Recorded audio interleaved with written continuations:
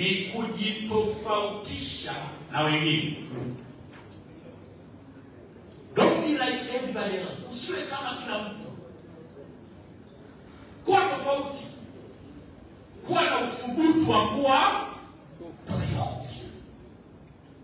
Katika kitu kinachoharibu vijana wengi siku hizi, tunaingia social media, tunakutana na watu, wanatuwekea maisha yao, tunaangalia maisha yao, tunataka kuwa kama wao, tunachanganyikiwa, badala ya kukubali ya kwamba no, sometimes I must be different. Chagua mtu wa kushindana naye, awe mtu wa kuhamasisha kufanikiwa, lakini si lazima uwe kama mimi. Na uhakika hapa, hata kama mjane atakataa, lakini mimi na uhakika mjane kuna staili yake ya biashara anayofanya tofauti na Dr. Cheti. Mimi ni shahidi.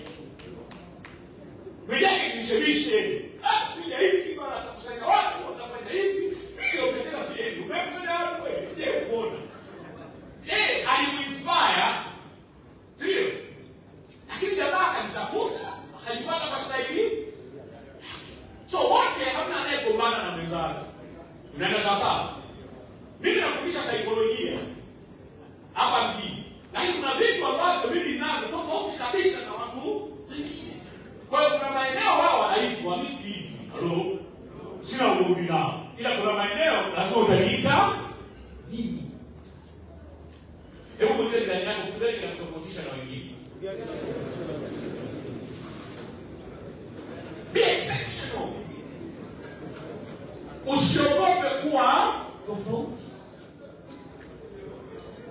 Ukiwa ni mtu ambaye unaogopa kuwa tofauti, utakutana na watu ambao wataweza wakakudanganya na ukadanganyika kirahisi just because you want to fit in. Itofautisha. Jambo la 7, heshimu mawazo yako kuliko hisia zako. Ukitaka kupima ikiwa ni mwanaume, angalia namna unavyoheshimu mawazo kuliko hisia. Biology.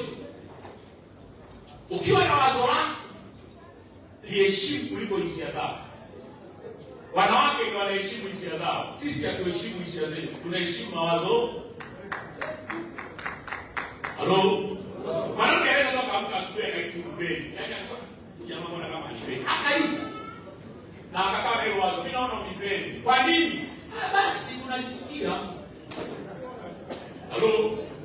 Mwanamke anaweza kama akahisi unamchiti. Basi najihisi tunamchiti. Una ushahidi? Sina.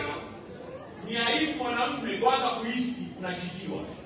Mimi nahisi unanichiti. Wanaume hatuhisi. Wanaume tuna hata kama mtu anamchita hamna mpaka nipate ushahidi ya kwamba huyu mtu ana nani. Because men are good at what? Thoughts. Wanaamini mawazo, hawaamini hisia. Unataka mwanaume anataka nisikii nini? Hamna cha kujisikia. Unafanya hata kama ujisikii. Unapewa opportunity ya biashara, maisha yako ni magumu, huna hela, usisubiri kujisikia, utajisikia mbele ya safari.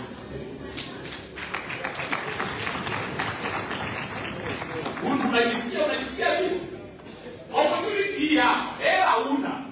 Nasubiri kujisikia. Unajisikia mzee unakufa. Hata kujisikia. Unajisikia huko.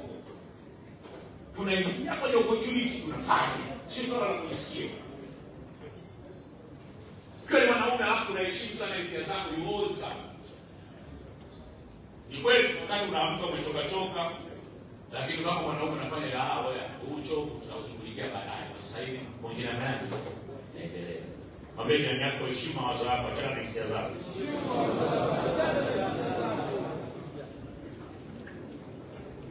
Jambo